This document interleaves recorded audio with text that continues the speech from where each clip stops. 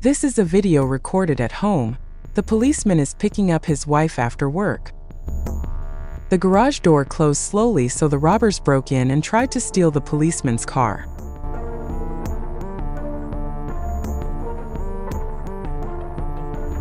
As soon as the car door was opened, the first volunteer received a gift from the police officer and immediately ran away.